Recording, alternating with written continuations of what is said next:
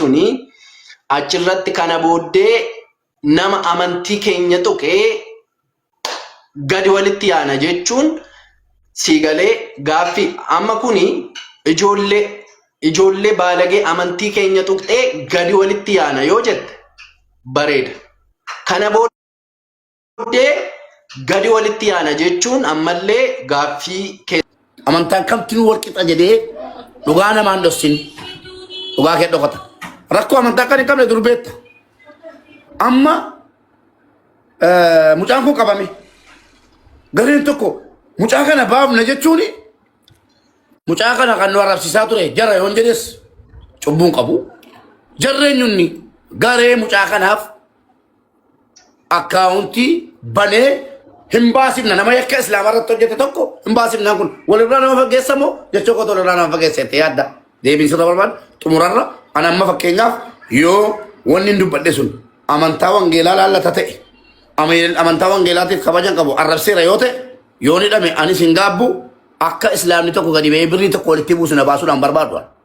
Islaamumti immoo an garee wangeelaa nu miidheera jedhanii himatanii natti murteessisan taanaan islaamumti immoo mubaarak hin balleessine jedhee birrii walitti naa buusa taanaan rakkoo qaba. Dhugaan sitti makulola anuma jechuudha rakkoo qaba.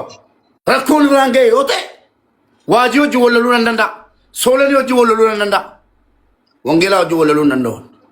Dhageesse wangeela kana manu nama miiliyoonota waan ta'eef sigalee soolanii gatii walloleef wangeela utaalee waajiidhaan gatii walloleef wangeela no annama kanaatiif guddisa kanaatiin guddanne amma sigalee kanaafuu yoo isin akka seeraatti na gaafachisa wanta dubbadhe ta'e na isibatte islaamni maallaqa walitti buusuun qabu na baasuudha nageenya islaamummaaf wangeelaa kabaja sanaaf jedhee kabajaaf nageenya kanaatiif jedhee callisee taa'uu qabaata nama na fixadhee amma yoo sigalee yoo gaaffii qabaatti na gaafata.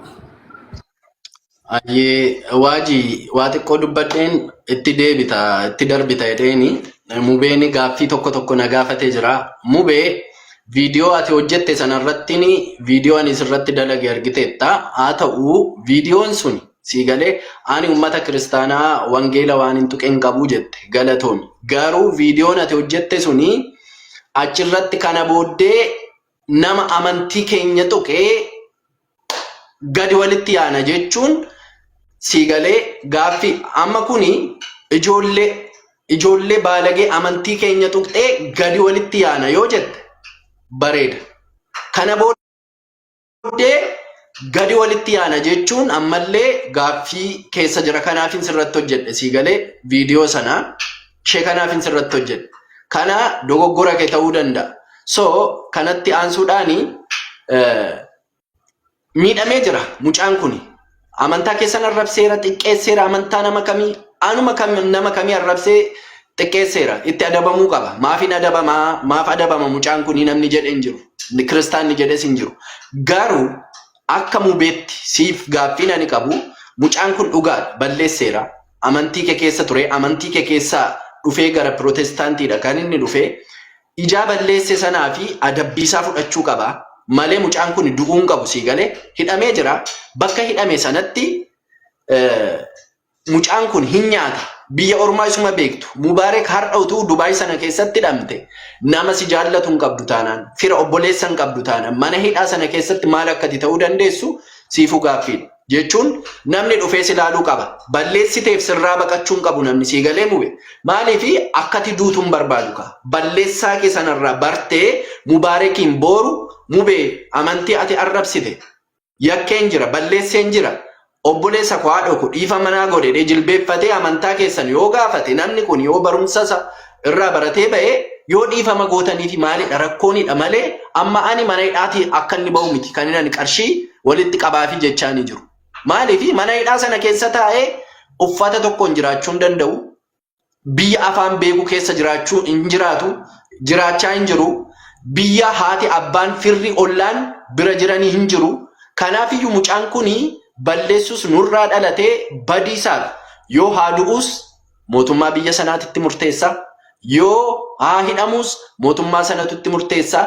Hin hidhamiini miti hidhamuu inuma qaba mucaan kun siigalee hidhamee immoo barumsa baratee ba'ee ummata musliimaas ummata ortodoksiis ummata hundumaanii akka inni dhiifama gaafatee gara ummataatti bahee ijoollee kana booda amantaa namaa xiqqeessitan amantaa namaa arrabsanii fi fakkeenya yoo ta'e maal rakkoo qabaadha ni amma kan hin jenne malee har'uma aduu har'uma mana hidhaati haa ba'u namni jedhen jiru waajiinis irratti waasifaa jedhu isaanii qabatte qabdaa nayyaada qabdaa waan ta'eef waajiyoo dabalenaa kenne waan tokko itti sii deebisa waan tokko dhagaafatte waan ta'eef mucaanii an kanan jedhe ammas garee mucaa kana baafna jedheeni malee amantaan hin jenne amantaan hin jedhu maaliif beektaa walitti gadi yaana ilaa soolan waa tokko sitti himu wal jaallanna wal kabajna akka gootu fakkeessuun beekuwan wallahi an kiristaanummaan kee waa tokko dhiibbaa natti hin fidu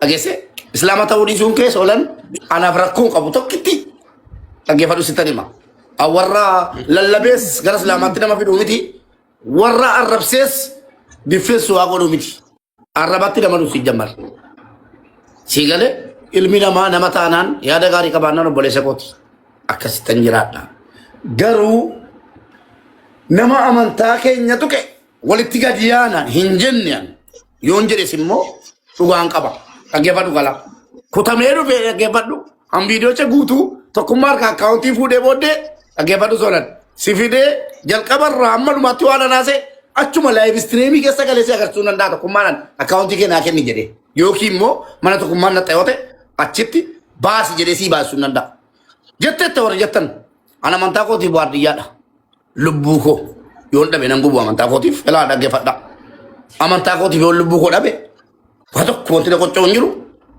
nama amantaa koo tuqeen walittiin gadi yaa kun rakkoo tokko qabu soolan amantaa kee xunnaan natti gadi yaatu maatu viidiyoo si hojjechiisa akka gadi yaate sanarratti ishee kana jechuu qabdala nama amantii koo wal gadi yaana jechuu qabda malee no walitti gadi yaana kanan jedhe warra maallaqa funaanaa jirutu amantaa keenya xiqqeessiisaara mucaa kana baay'isuudha isa jechuu qabda ka isa kana warra birrii kana funaansisaa viidiyoocha yoo finnee si jedhe amma anaaf sii kan walitti araarsu viidiyoo an dubbadhe san laayiv istiriimicha ija kee duratti banee solan dubbadhee sinirraa bu'u waliin dubbachuu akkasitti xumurra waliin dubbachuu dandeessu mubaarak solan ijji waliin dubbachuu dandeessu sin booda elaa amma wantuma muraasa dubbadhaani jalqaba irratti amantoonni wanta kana beekuu qabdu warreen islaamaa hordofan ilaallata dubbiin kun nuti amantii dullaan irraa nama tiksan hin qabnu ishee kana dagatina waaqa dullaa fudhanne allibii fudhanne namatti baanee irraa nama tiksinus hin qabnu dhiifama waajii yeroo dubbatu waa xiquun amalaa deebii deebisuun amalaa walitti buunee faca'uu keenyarra dhiiseen deebi gorsa kana mana keetti kennaa turte waajii kenni dhaqidhi nus immoo waaqayyo si eegu maaliin miliyooniin eegechi keessaan baanne yoo siin jedhe kelsin jedhu elaa sool kanaafuu annan bu'aa sool maaliif beektaa abbaa amantaa kootitti buute naan jetta sin kabaja waan ta'eef soola waajiin maal jedhe amantaa keenya maali gachattaa immoo amantaan kee maaliif miliyoonii achi keessaa baasee nu agarsiisu yoo siin jedhe laa nan ba'an solan miira keessa galee walitti bu'uun barbaadu si wajjiniin nama wal kabajnu viidiyoo jechuu kee qirra nan jedhu anaaf sii kanaan dura viidiyoo wal tojjenne teenye dubbanneerra maali waajii wannatti dubbataa waan amantaa kootu kun naamsa godha nu amantaa keenya neenna waardiyyaa taane amma kana dura dubbannaa nama miliyoona hordofaa naamsa godha eshi solan Koi mube waji wanati gootu waji amma amantaa musliimaaf kiristaanaa sana dhiisnee mee waa'ee miliyoonii sanarratti akkaataatti ani dura kaa'een jira namni balleesse tokko jiraachuu fi biyya ormaa sana keessatti yoo hidhames du'uu jaan qabnee fi gargaaruun barbaachisaadha maaliifi mubeen abdiin amantaan koo pheenteedhaan beekta Iyesuus anaaf waaqa isin biratti immoo ergamaa ta'uu danda'a siigalee kuna waajifaaf beekas ani waaqa kooti amman jedhetti mubeen amantaa koo naa kabajuun dirqama keeti maaliif amantaa kee akkan sii kabajuuf siigalee isaan alaa koomentiidhaan dhufanii yookaanis viidiyoo waraabanii Iyesuus akkas jedhu taanaan ijoolleen musliimaa sirrii miti amantii koo naa kabajaan jiranii amantii isaanii akkamiin hin kabajaa ka jedhu irrattidha kan inni duras haasa'aa ture siigalee amma kanaafi mee waajiinis mubeen kan inni haasa'e waa'ee miliyoonii Rakkoo waajii sanarratti faali feetaa soole. Waajiri maal jara sheekotaa wajjiri waliin jedhaa oolu nan nagaa mana kootti waliin jedhaa turani. An humna elaa. Waajira baamataa humna tokkoon barbaadu. Tokkoon barbaadu waajira wal tokkoon barbaadu. Waan dubbatti irratti dubbadha obsish. Kanaafuu jala wal tokko ta'e walii deebiftu likkii walitti himtu jarma wajjin fitaa amma dhimma amma soolan irratti viidiyoo hojjetti. Elaati waajii koo anii fi mubeeni amantaa kiristaanas amma kee wanta beeknu hin qabnu innis amantaa musliimaa diippilii wanta keessa beekuu hin qabu wanta dogoggora jiru irratti baanee waan dubbannudha warra simmadaalanii faana waa'ee musliimaas warra beekanii waa'ee isa sanaas warra beekanii sintu wal beeka achitti wal falmuu dandeessu isa kana keessa hin jirru mee ishee amma akkaawuntiin banamte sana jechananii deeggarsa mucaa sanaaf waa dubbadhe irratti mucaa mubeedhaaf deebisiin jechuuf. Galatoomi. Tolee mubee sanarratti deebisii laadda sana xiqqoo dubbachuun koo namoota miira keessa galche fakkaata. Akkaawuntiin maaliif dhufe yookiis maaliif qarshii walitti qabdan kan jedhu dogoggora nu hubatteeti Mubaarak. Kan nuti obboleessa kana hin gargaarra jenneefi isaan qabaniiru madadhaa keessaa dhannee kaffallee gadi baasnaa jenne miti. Waan isin hubachuu qabdantu jira achirratti. Obboleessi kun qabeenyi isaa saamameera. Bilbila harkaa fuutaniittu. Manni isaa dhabeera. Reebdaniittu. Bor qoricha isa barbaachisa. Afaan hin beeku. Biyya ormaa keessa jira. Namni tuutaan naqee mucaa kanaa qaama seeraa maleeyyuu dhaqee miidhaarraan ga'u yaalee ture. Erga manadhaa galfame immoo abukaatoo barbaachisa. Nama kanaa dubbatu barbaachisaa jechuudha. Namni kun keeyyata seeraan beeku. Kan nuti gargaarreefis lakkii ati dogoggora hin qabdu kottuu gadi beenne gadi baasuudhaan miti. Dogoggora inni godheef keeyyata seeraan isa gaafata. Mubaarak miti ana miti soolan miti. Booksiin dogoggora inni godheef furmaatan ta'u. Sababni isaa aaraan tokko amantoota keessaas kee tokko dhaqee booksii rukutee'u. Hawaasa gidduutti maaltu ta'a? Kan nuti barbaannu balleessaa seerri isaa gaafatudha malee isin miti rukutuu reebuu hin dandeessanii. Waan isin jettan maal haa ajjeefamuu jettan nu ajjeefamuu hin qabu. Mubaarak isa musliimaa iyyuu kiristaanii tokko ajjeesuu hin qabu. Hin danda'amu, hin eeyyamamuufi. Seera gaafata dogoggora Mubaarakii. Kan nuti jennes nama kana abukaattoon dhaabbatu. Abukaattoon qarshii meeqa kaffalchiisu beekta Mubaarak. Kaffaltii guddaa gaafata. Hojii isaaniiti. Nama kanaafis haa dubbatamu haqni isaa inni jallate maala ta'u haa ilaalamuufi. Hojiin moo hin qabu qabeenyi isaa harkaa fudhatameera. Kanaan obboleessi kun maala ta'u haa jabaatuudha malee lakki kee seeraa san gaafatanii jennu seeraa ol miti. Seeraa abboomamee jiran biyya kam keessattuu. Seerri nurratti aboo qaba. Waaqaa gaditti biyya lafaa keessatti. Kan nuti jenne isa kanaadha malee lakki kottuu gadi ba'e jechuu keenya miti. Sirreeffama isa kana qabaachuu qabda Mubaarak.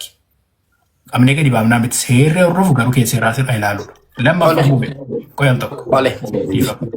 Lammaffaa Mubaarak. Garee isaa jettee harkisa deddeebite. Anama dhimma garee keessa dhaquun barbaadu. Maal yoo gargaarre immoo tokkoon kiristaana ofiin jedhaa jira. Amaneera. Ilma Oromoo ta'u. Kun maaliif isin aarse? Komii lama sirraa qabaan immoo Mubaarak. Ijoollee nama kana mana isaa cabsan. Mirga isaa sarbanii. Piraavetii isaa dhuunfaa isaa waraabanii. Mana cabsanii seenanii viidiyoo waraabanii maxxansan leenca kennaaf turte gastii gashiteeti. Hawaasa keessatti kun maaluma? Wal dhabiinsa, xiiqii, shororkeessummaa, jibba facaasa hawaasa gidduutti. Wanta kana gochuun silaa isinirraa hin eegamu ture. Dhimma keessan jaallachuu qabachuu dandeessu eeyyan. Dhuunfaatti gootanii fi gaarii ture. Gaafa isin gastii gashitan irra kana gootan tokkommoo dhaqanii bor qabanoo. Nama tokko manatti cabsanoo isas gashitanii qabeenya laattuu fi leenca laattuu fi hawaasa gidduutti maaltu ta'aa jira. Mubaarak namni si hordofaa qoy gam tokko. Namoonni si hordofaa jiran miliyoona tokko ol. Nama kana keessatti qate kiristaanni persentii 20. Oromoodha immoo irra caalaan isaanii persentii 95 jennaan sobsiisu. Kan isin aduu ittiin jechaa jirtan immoo ilma Oromooti. Oromummaa walitti qabna yeroo geemi Mubaarak. Oromiyaa 11 gosa naannolee 11 keessaa nuti tokko yeroo geemi Oromoo naga qaba waliin jenna. Gaafa amantiin tokko immoo wallaahi morman sirraa gata waliin jenna. Fageessineetu yaadne gaariidha. Komii lammaffaan isirraa qabu walitti gadi baanaa annati jettu eenyu fayyuu walitti gadi baa Mubaarak. Anaabsii asitti gadi ba'u dullaa fuudhe kan naan eeyyamu amantiin goo. Asitti gadi hin ba'u Mubaarak. Sodaafun asitti gadi hin ba'u. Asi jalaan gora. Sababni isaa yoo sitti gadi biyyaatti namni yookiin asi miidhe ati fira qabda obbolaa qabda. Kanaaf asitti gadi ba'u soollee asitti gadi hin ba'u dullaa kaase. Ati obboleessa isaati. Ana keettan beeka waan an ta'eef. Kanaaf maaf gargaartan kan jedhu deebiin isaa kunooti. Ati moliin gadda maal jetti miira keessa galte kunoo 60,000 kennetti. Laachuun kee gaariidha. Garuu atarra 60,000 laatte boroo maaltu ta'a? Ijoollee kana gidduutti. Haqa obboleessa keenya yoomiyyuu eegamuu qaba. Seerri dogoggora isaatiif dhiifamarra hin deebi'e yoon ta'e seerri dogoggora isaatii fi murtootti hagan. Garuu haaduu hundi isin jettan never ever ta'uun qabu eessattiyyuu. Namni tokko dogoggora dubbateef seera gaafata malee booksiin gaafachuu hin dandeessani. Duldhaan gaafachuu hin dandeessani. Seerri kana isin eeyyamu hin jiru. Namni qofaa dhalate hin jiru. Namni fira qaba, gosa qaba. Wanti kun immoo Oromoo gidduutti ta'uu hin qabu.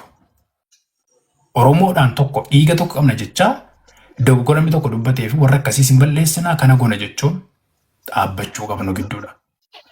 Galatoomaa kanuma yaadi qabu. Yetuuti deebii keerraan eegalaga. Mubee koo xinnoo ishee kan inni itti sii dabalu asirratti warri komeetaateroonni nuti obbolaani sinii galee dhiiga tokko nuti amantaan gargar baanus namni biraatuu dhufee nu jidduu galee unumatu walirra gora. Kanaafiyyuu tasgabbiidhaan sammuu qulqulluudhaan dhaggeeffadhaa aga dandeessan sinii galee xiqqoo isheetti sii dabala kan inni jedhe Mubee waa'ee mucaa kana gargaarra jedhame sanarratti jechuudha. Abdiin jalqabeen sila jidduutti utaalee biraa kute. Abdiin ciisee amantii keenya keessa gara amantii keessanii dhufee zayitni itti nammee har'a atuu irratti hojjettetta viidiyoo wayii waan tokko argeen jira. So har'a ciisee inni ummata musliimaati walitti qarshii sassaabee fi mucaan kun akka fayyuuf sii galee akka inni nama ta'uuf deebi'ee dhaabbatee amantii isaatti cimee amantii namaa utuu arrabsiin amantii isaa akka inni jabeeffatuu fi yaallachaa jirtu isiniyyuu. So kanaafiyyuu mucaan kunis amantii keessan keessaas dhufee balleesseeran balleessine miti balleessaa isaaf adabbii argachuu qabu hundanii argata. Nutis akkuma ati jettu sana Mubee abdiin jechuudha. Abdiin gulukoosii ishee sana baattatteeti mana hidhaa keessatti yaalamuudha qabdi. Akka seera kiristaanni dhugaadhaan namaa falmuutu kiristaana keessa jiraate.